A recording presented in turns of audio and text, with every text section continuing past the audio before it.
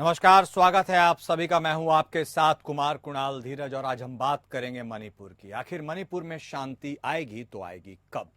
मणिपुर के मुख्यमंत्री एन बीरेन सिंह द्वारा कुकी-जो समुदाय के लिए अलग प्रशासन की मांग को खारिज करने के बाद एक बार फिर यहां हिंसा भड़क गई है। इंफाल के बाहरी इलाके में ताजा हिंसा भड़क उठी है, जिसमें एक महिला की मौत हो गई और 4 अन्य घायल हो गए। इस हमले के बाद सुरक्षा बलों की टीम अलर्ट पर है। बताया जा रहा है कि हिंसा की ताजा घटना में 2 पुलिसकर्मी भी घायल हुए हैं, जिनकी हालत फिलहाल स्थिर बताई जा रही है। गोलीबारी की शुरुआत रविवार को कांगपोक्की के नखुजंग गांव से कड़ुंगबंद के पास हुई। पुलिस ने ताजा हिंसा पर चुप्पी साध ली है और कड़ुंगबंद इलाके के लोगों का दावा है कि एक ड्रोन से एक घर पर बम गिराया गया। स्थानीय लोगों ने ड्रोन द्वारा बम गिराने के कथित वीडियो को भी साझा किया, जिसमें लोग अपनी जान बचाने के लिए इधर से उधर दौड़ रहे हैं। हालांकि वीडियो को सत्यापित नहीं किया गया है। हमले में एक 31 वर्षीय महिला की मौत हो गई। उन्हें इंफाल के regional institute of medical sciences में मृत लाया गया था। ये कांगपोक्की से 45 किलोमीटर की दूरी पर इलाका है। इस हमले में उनकी एक 6 वर्षीय बेटी भी घायल हो गई, जिसके दाएं हाथ पर गंभीर चोट आई है। कांगपोक्की एक कुकी प्रधान क्षेत्र है, जबकि इंफाल पश्चिम मैतेई प्रधान घाटी में आता है। मई 2023 से मैतेई समुदाय और कुकी जनजातियों के बीच विभिन्न मुद्दों को लेकर संघर्ष चल रहा है। मैतेई समुदाय के सदस्यों का आरोप है कि कुकी आतंकवादियों ने महिला की हत्या की, जबकि कुकी जनजातियों के सोशल मीडिया यूजर्स का दावा है कि मैतेई ने पहले कांगपोक्की के कुकी गांवों पर गोलीबारी की। मुख्यमंत्री बीरेन सिंह ने एक इंटरव्यू में कुकी-जो समुदाय की अलग प्रशासन की मांग को खारिज करते हुए शांति का आश्वासन दिया था, जिसके बाद मणिपुर में विरोध प्रदर्शन और भड़क उठे। मुख्यमंत्री ने कहा कि इस राज्य को नहीं तोड़ा जाएगा और न ही यहां अलग प्रशासन की अनुमति दी जाएगी। पीएम मोदी के राज्य के दौरे पर पूछे गए एक सवाल को उन्होंने अनावश्यक करार दिया। लगातार मणिपुर हिंसा की आग में झुलस रहा है। मई 2023 के बाद मणिपुर की स्थिति भयावह सी हो रखी है। लगातार छिटपुट घटनाएं तो होती हैं, लेकिन खुलकर ये दोनों समुदाय जिनकी हम बात कर रहे हैं, मैतेई और कुकी, आमने सामने रहते हैं। यह मामला उस वक्त शुरू हुआ जब मई 2023 में एक फैसला आया था मणिपुर हाई कोर्ट का, जिसमें साफ तौर पर कहा गया था कि जो मैतेई समाज के लोग हैं उन्हें शेड्यूल्ड ट्राइब्स के लिस्ट में शामिल किया जाएगा। बस इसी से कुकी समाज के लोग भड़क गए और उन्होंने विरोध प्रदर्शन शुरू कर दिया। हालांकि सरकार ने इसे लागू नहीं किया और बाद में हाई कोर्ट ने भी इसे वापस ले लिया था, लेकिन उसके बाद भी ये जो हिंसा सुलगी वह थमने का नाम नहीं ले रही।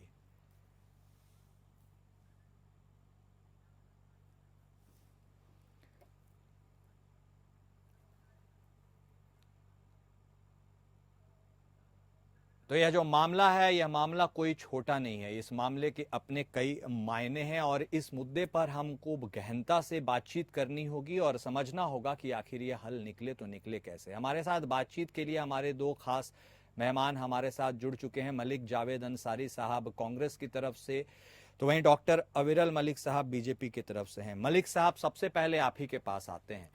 आखिर मणिपुर मई 2023 से जो हिंसा की आग में झुलस रहा है, ऐसे में बार बार यह सवाल उठाया गया था कि आखिर प्रधानमंत्री मणिपुर क्यों नहीं जाते हैं और मणिपुर के मसले पर वो कोई वैसा सख्त बयान क्यों नहीं देते हैं, बार बार उसके हल की कोई बात क्यों नहीं करते हैं। ऐसे में अब एक बार फिर मणिपुर झुलसने लगा है और वहां के मुख्यमंत्री का साफ तौर पर कहना है कि वह इस्तीफा नहीं देंगे और आगे के 6 महीने का आश्वासन कर रहे हैं कि चीजों को दुरुस्त कर लिया जाएगा। कांग्रेस की तरफ से जावेद साहब, आपका पहला टेक क्या है? देखिए कुणाल भाई, मणिपुर को लगभग 2 साल होने को आ गए, अभी तक ये आग थमने का नाम नहीं ले रही है। ये हमारे देश के लिए बहुत अच्छी बात नहीं है, चिंता का विषय है। लेकिन मोदी जी ने तो दावा कर दिया था कि वो यूक्रेन की और रशिया की वार रुकवा देंगे और अपने ही देश में अपने स्टेट को एक जलता हुआ छोड़ दिया और वो वहां पर भी नहीं गए। लेकिन हालात क्या हुए पिछले 1 से 2.5 साल में? 200 से ज्यादा हत्याएं हो गई, 60,000 लोग अभी भी कैंप्स में रह रहे हैं, अपना घर छोड़ के रह रहे हैं। 200 से ज्यादा धार्मिक स्थलों को जला दिया गया है और महिलाओं को किस तरीके से बिना कपड़ों के घुमाया गया। और मुख्यमंत्री जो है बीरेंद्र सिंह, उन्होंने खुद बयान दिया था कि ऐसी वारदात तो 100 से ज्यादा हुई है मणिपुर में। और जिस तरीके से आज भी मणिपुर निरंतर जल रहा है और हिंसा की चपेट में है, इसके लिए कोई जिम्मेदार है तो डबल इंजन की सरकार है। हमारे प्रधानमंत्री जी के पास 8,000 करोड़ का जहाज है, उन्हें वहां जरूर जाना चाहिए। उन्हें कपड़े पहनने का शौक है, कपड़े पहन के जाना चाहिए, लेकिन वहां के लोगों को एक भी संदेश ऐसा देना चाहिए कि हम ये केस को सुलझाएंगे, जो मुद्दे हैं उनको बैठ के हल करेंगे। लेकिन वो ऐसा करने का नाम नहीं ले रहे हैं। न ही गृह मंत्री का कोई बयान आता है जिसमें चीजों को सुलझाया जाए, ना ही प्रधानमंत्री का नाम आता है जिसमें चीजों को सुलझाया जाए। लेकिन प्रधानमंत्री, गृह मंत्री, बीजेपी के अध्यक्ष सब सदस्यता अभियान में लगे हुए हैं। क्योंकि पिछले 10 सालों में क्या हुआ है, पिछले 10 सालों में केवल 3 काम हुए हैं कि मोदी जी ने या तो अच्छे अच्छे कपड़े पहने, डिजाइनर सूट्स पहने, या फिर उन्होंने विदेशों की यात्राएं की हैं, और या भारतीय जनता पार्टी के लिए प्रचार किया है। और कोई काम नहीं हुआ। आज हमारा देश इस कगार पे है, मणिपुर तो छोड़िए, पूरे देश पे भारतीय जनता पार्टी ने हर व्यक्ति पे 1.5 लाख रुपए का कर्ज कर दिया है। इतिहास में सबसे ज्यादा कर्ज लेने वाले प्रधानमंत्री नरेंद्र भाई मोदी बने हैं। 205 लाख करोड़ का कर्ज लिया है इन्होंने। और देश की जनता आज बेरोजगारी से, महंगाई से त्रस्त है। आने वाला वक्त देखिएगा कि भाजपा का हर राज्य से सुपड़ा साफ होगा। लेकिन हम यही इनसे निवेदन करेंगे कि मणिपुर बहुत ही खूबसूरत राज्य था, उसको आपने हिंसा के हवाले कर दिया। इस पे अगर आपने उचित कदम उठाए होते, कार्रवाई की होती, तो आज ये नौबत नहीं आती। अभी भी वक्त है। प्रधानमंत्री से हम हाथ जोड़ के निवेदन करते हैं कि मणिपुर जाएं और जो लोग कैंप्स में रह रहे हैं उनको उनके घरों में भिजवाया जाए, और जो स्कूल बंद है, कॉलेज बंद है, और जो लोग, छात्र और जो बड़े बड़े संगठन सड़कों पे हैं, उनको कहा जाए, उनसे रिक्वेस्ट की जाए कि आप अपने घर में जाइए, काम पे लगिए। जो ये लॉ एंड ऑर्डर है इसको राज्य सरकार संभालेगी, लेकिन ऐसा होता हुआ दिख नहीं रहा है। क्योंकि राज्य सरकार जो है जिस तरीके से काम कर रही है, जिस तरीके से भाजपा ने नफरत फैलाई है, जिस तरीके से भाजपा ने भाई से भाई को लड़ाया है, वो सबके सामने है। ओके, डॉक्टर अविरल मलिक साहब, वैसे तो मणिपुर बिल्कुल सही फरमाया उन्होंने कि बहुत खूबसूरत वादियों के लिए जाना जाता है। वहां पर स्थितियां भी काफी बेहतर थी मई 2023 के पहले। एक बस स्पष्ट सवाल है साहब आपसे, जब पश्चिम बंगाल में लॉ एंड ऑर्डर क्राइसिस होता है तब आप विरोध प्रदर्शन में जोर लगा देते हैं। मणिपुर में आपकी सरकार है, उतना बड़ा सा राज्य भी नहीं है। आखिर ऐसी क्या पशोपेश में सरकार है कि मुख्यमंत्री को आश्वासन पे आश्वासन देना पड़ता है। तकरीबन 1.25 साल हो गए मणिपुर को जलते हुए और अभी तक कोई फॉर्मिडेबल कंक्लूजन पे नहीं आया है। ताजा घटनाएं तो फिर से शुरू हो गई है। आखिर ऐसी क्या मजबूरी, ऐसी क्या दिक्कत है कि आपके सरकार में होते हुए भी चीजें रिजॉल्व नहीं हो पा रही है। यूपी में एक्शन शानदार रहता है, सब देखते हैं, बुलडोजर एक्शन के लिए जाना जाता है। पश्चिम बंगाल में क्राइसिस है, आप बिल्कुल रोड सड़क पर उतर जाते हैं। मणिपुर के लिए आवाज क्यों नहीं बुलंद कर पाते हैं अविरल साहब? जी देखिए, जहां तक बात है, अभी मैं कांग्रेस के प्रवक्ता को सुन रहा था, तो इनके द्वारा जिस प्रकार से कहा गया कि मणिपुर के विषय पर माननीय प्रधानमंत्री जी का कोई स्टैंड नहीं है, कोई स्टेटमेंट नहीं है, उन्होंने कुछ कहा नहीं है, तो मुझे लगता है शायद ये न्यूज फॉलो नहीं करते हैं। नहीं, टिप्पणी करते हैं वो, लेकिन संजीदगी से तो कोई काम को इम्प्लीमेंट भी तो करना होगा। चलिए आप एक कमेंट और टिप्पणी पे मत जाइए, लेकिन उसके बेसिक फॉलो अप को तो देखिए। अविरल साहब, मणिपुर के लोगों का क्या कसूर है? आखिर उन्हें शांति कब मिलेगी?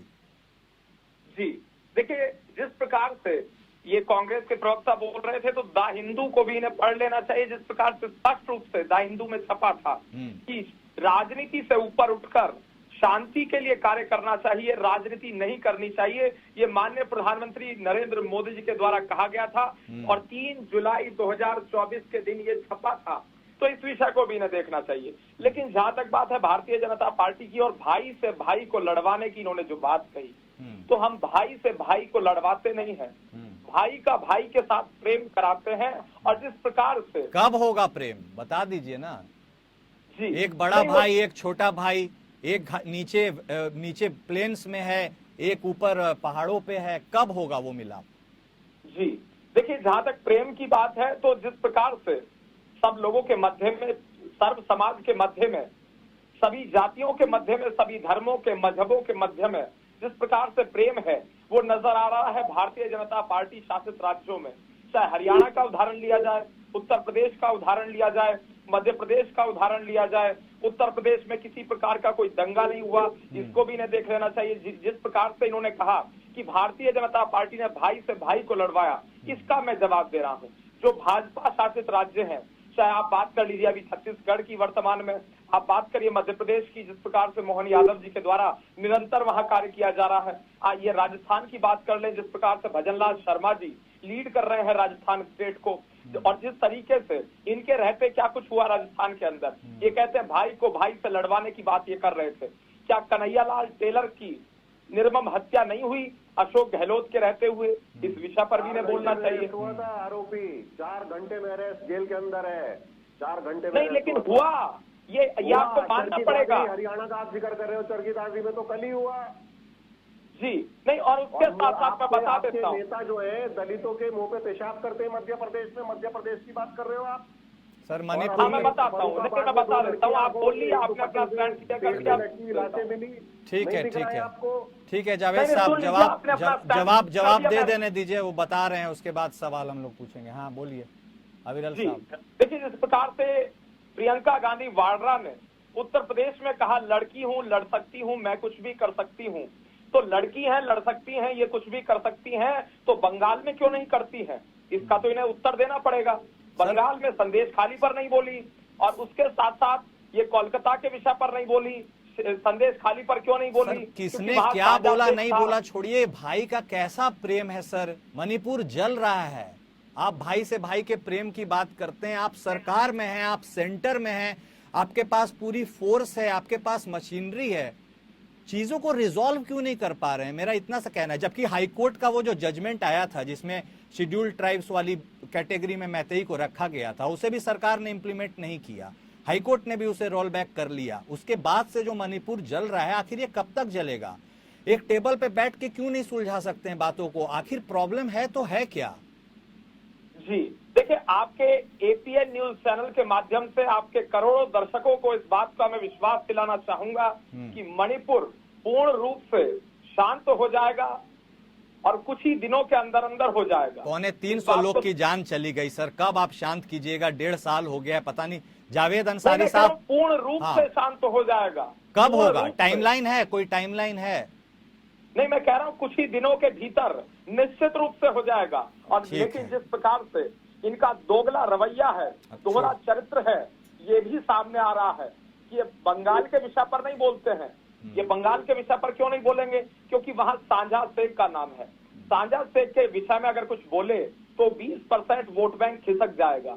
ये वोट बैंक पॉलिटिक्स करते हैं, हम वोट बैंक पॉलिटिक्स नहीं करते हैं। चलिए, आपने बंगाल की बात छेड़ी है तो एक लाइन ऐड कर देते हैं। वहां के मुख्यमंत्रियों को तो ठीक है, जवाबदेही आपने बात की, उनको तय भी करना चाहिए। 2 दिन का विशेष सत्र बुलाया गया है, और अब एक ऐसा विधेयक आने जा रहा है, कल शायद वो आ भी जाएगा, जिसमें दोषी को 10 दिन के अंदर सजाए मौत का ऐलान, और शायद बीजेपी भी इसका सपोर्ट कर रही है। तो सर, स्टेट लेवल पे तो आपने जो एजिटेट किया वो मांग पूरा हो रहा है, लेकिन आपके खुद के राज्य में आप बोलते हैं कुछ दिन में हो जाएगा, हो जाएगा। चलिए ठीक है, जावेद अंसारी साहब, आखिर मणिपुर का जो एक क्राइसिस है, इसमें आपको लगता है ये क्राइसिस को सॉल्व कर लेना चाहिए, और इतनी क्या मुश्किलात है जिसके चलते बीजेपी सॉल्व नहीं कर पा रही है, या इसके पीछे भी कोई एक अलग कहानी है? जावेद साहब, देखिए, सरकार नहीं चाहती है कि कहीं पे भी भाई से भाई मिलजुल के रहे। अगर सरकार चाहे, सरकार के पास पैरामिलिट्री फोर्सेज है, इंडियन आर्मी है, स्टेट पुलिस है, तो क्या नहीं हो सकता है। लेकिन सरकारी जब भाई से भाई को लड़ाएगी, जिस तरह के बयान आते हैं इन लोगों के, नफरत फैलाने वाले बयान आते हैं और कार्रवाई नहीं होती है, ऐसे भाजपा के लोग हैं जो आरोपियों का संरक्षण करते हैं। ये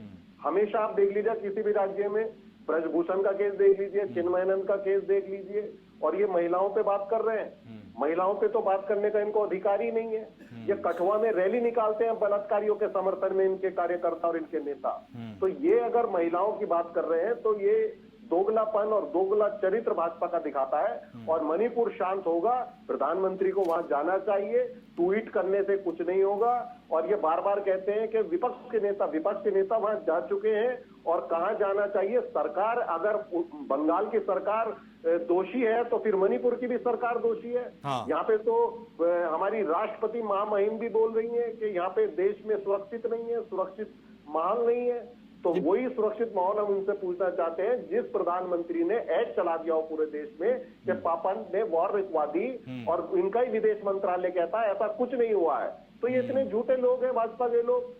चलिए, लेकिन चिंता का विषय है और नहीं झूठ बोलते हैं। ठीक है, बेहद गंभीर विषय है। सिर्फ मणिपुर के विषय पर चर्चा कर रहे हैं। चर्चा को आगे बढ़ाते हुए डॉक्टर अविरल मलिक साहब, एक स्पष्ट सवाल है। आपके मुख्यमंत्री एन बीरेन सिंह साहब साफ तौर पर कह रहे हैं कि ये प्रॉब्लम उतना छोटा नहीं है जितना इसे समझा जा रहा है। ये अप्रवासी जो आकर के वहां बस गए हैं उनके तरफ से भी काफी हद तक प्रॉब्लम है। उन्होंने बात कही कि यदि हम 2001 या मतलब 20 साल पहले की स्थिति को देखें और अब कल्पना करें तो वो जगह खाली था और अब बिल्कुल भरा सा रह गया है। आप काफी साल से वहां सरकार में हैं सर, ये बोल करके आप एस्केप रूट नहीं ले सकते हैं। आप ऐसा विधेयक क्यों नहीं लाए, आप कोई एक्शन क्यों नहीं लिए, आप चीजों को, अगर इन्फिल्ट्रेशन की बात है तो उसको रिजॉल्व क्यों नहीं किए। सिर्फ स्टेटमेंट देने से थोड़ी चलेगा और ये बोल करके छोड़ दीजिएगा कि नहीं नहीं ये प्रॉब्लम है, कुछ बाहरी के लोग आके यहाँ बस गए हैं और शांति व्यवस्था को खराब कर रहे हैं। तो जिम्मेदारी तो आपकी है। अलग प्रशासन की मांग कर रहे हैं वो, लेकिन अलग प्रशासन देने से मना कर दिया गया। चलिए वो तो ठीक है, लेकिन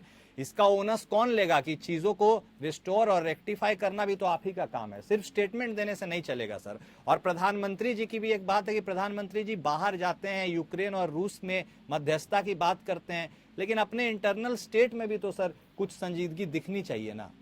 जी बताइए। देखिए, मैं तो विपक्ष से भी निवेदन करना चाहूंगा कि इस विषय पर अनर्गल बयानबाजी करके भड़काने का कार्य बिल्कुल ना करें।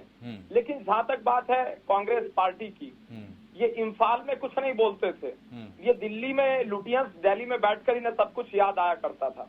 तो एक इनकी अलग एक अपनी स्ट्रेटेजी है, पॉलिटिकल स्ट्रेटेजी है, उसके तहत ये चलते हैं, वो चलें। लेकिन इन्होंने पिछले सवाल में कांग्रेस के प्रवक्ता ने जिस प्रकार से कहा था कि महंगे सूट पहनने का कार्य किया, विदेशी यात्राएं करने का कार्य किया, तो विदेशी यात्राओं की जहां तक बात है माननीय प्रधानमंत्री मोदी जी की, तो देश के लिए कितनी लाभदायक है, कितनी हितकारी है, इन्हें इस बात को एक बार जाकर पढ़ लेना चाहिए। हर यात्रा के बारे में पढ़ लेना चाहिए। और उसके साथ साथ नंबर 2, चाहे मोदी जी ने विदेशी यात्राएं की, चाहे मोदी जी ने अच्छे कपड़े पहने, अच्छे कपड़े पहनने से कोई समस्या नहीं होती है। वो देश के प्रधानमंत्री हैं, क्या वो अच्छे कपड़े ना पहने, क्या इस बात को कह रहे हैं? लेकिन 1 रुपए का, 1 पैसे का भी माननीय प्रधानमंत्री मोदी जी ने अगर भ्रष्टाचार किया हो तो आप मुझे बताएं। मैं लाइव चैनल पर कांग्रेस के प्रवक्ता को इस विषय में चैलेंज देना चाहूंगा कि 1 रुपए का भ्रष्टाचार बताएं।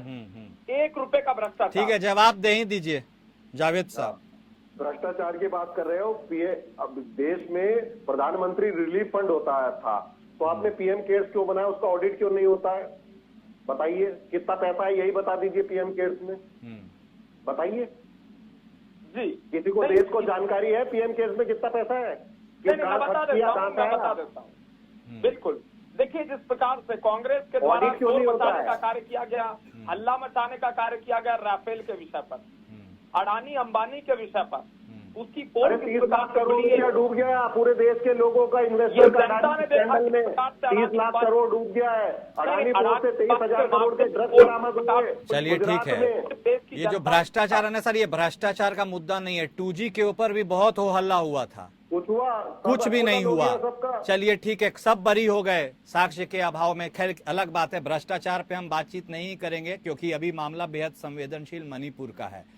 आखिर यह सवाल बनता है कि मणिपुर में कुकी और मैतेई समाज के बीच चीजों को सुलझाने के लिए सरकार क्या कर रही है? क्या उसका कोई स्टैंड है, कोई पॉइंट है, कोई कुछ ऐसा उन्होंने खाका बनाया है? क्या कोई कमिटी बनी है जो जाकर के इन चीजों को स्टडी करेगी?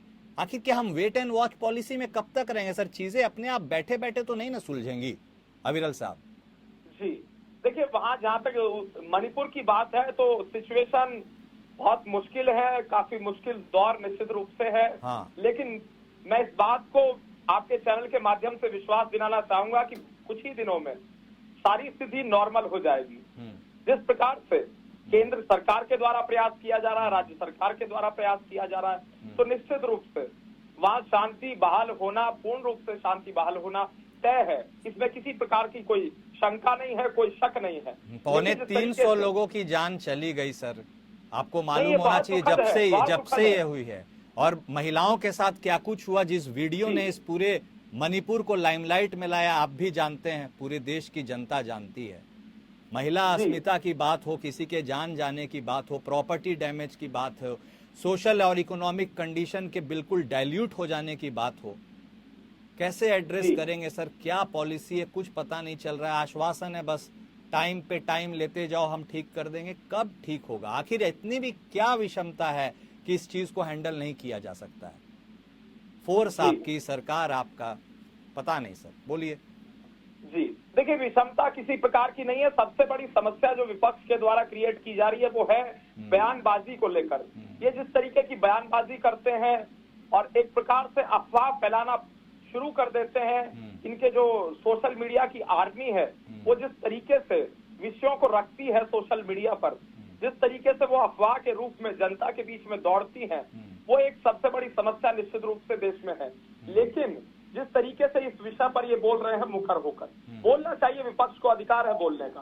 हम मानते हैं कि मजबूत विपक्ष होना चाहिए। अच्छा। लेकिन क्या ये बंगाल के विषय पर बोलते हैं? क्या ये कन्हैयालाल टेलर के विषय पर बोले हैं? क्या ये पालघर में जो संतों की निर्मम हत्या हुई उस विषय पर बोले हैं? क्या ये कश्मीरी पंडितों की निर्मम हत्याओं पर बोले हैं? जब मस्जिदों से ऐलान हुआ करता था, नारे लगा करते थे, जब कश्मीरी पंडितों को मार मार कर काट काट कर वहां से भगा दिया गया, गिरिजा टिक्कू जी की निर्मम हत्या कर दी गई, जस्टिस नीलकंठ गंजू जी की निर्मम हत्या कर दी गई, तो उस विषय पर क्यों नहीं बोलते हैं?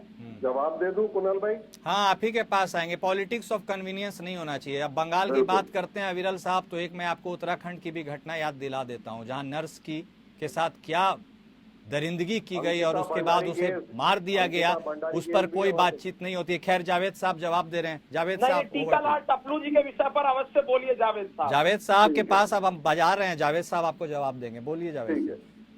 कश्मीर का मुद्दा, कश्मीरी पंडितों का मुद्दा भाजपा ने पूरा वोट बटोरने के लिए उठाया। 10 साल से इनकी सरकार है, आपने उनका पुनर्वास किया या नहीं किया? क्यों नहीं किया? कौन रोक रहा था?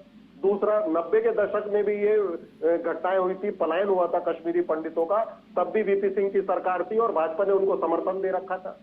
तो ये ऐसे झूठे लोग हैं जो तथ्यों को भी नहीं मानते हैं। आज मणिपुर की चर्चा हो रही है, मैं इनसे सवाल कर रहा हूँ कि 200 से ज्यादा हत्याएं मणिपुर में हो चुकी है, उसका जिम्मेदार कौन है? हजारों की तादाद में सरकारी हथियारों को लूट लिया गया मणिपुर में, उसका जिम्मेदार कौन है? 60,000 लोग कैंप्स में रह रहे हैं 1.5 साल से, उसका जिम्मेदार कौन है? मैं पूछना चाहता हूं कि किस तरीके से मणिपुर को जलने की आग के हवाले झोंक दिया गया, उसका जिम्मेदार कौन है? अब तो डबल इंजन की सरकार है। इन्फिल्ट्रेशन की आपने बात की और मुख्यमंत्री कह रहे हैं इन्फिल्ट्रेशन की वजह से प्रॉब्लम हो रही है। 10 साल से बॉर्डर अमित शाह के हाथ में है, भाजपा के हाथ में है 10 साल से बॉर्डर। यही बात इन्होंने आसाम में मुद्दा उठाया था कि बांग्लादेश से लोग आ गए हैं और अमित शाह ने कहा था कि बांग्लादेशी दीमक की तरह चाट रहे हैं। एनआरसी हुई, 19 लाख लोग फंस गए, जिसमें से 14 लाख से ज्यादा हिंदू थे, 5 लाख मुसलमान थे।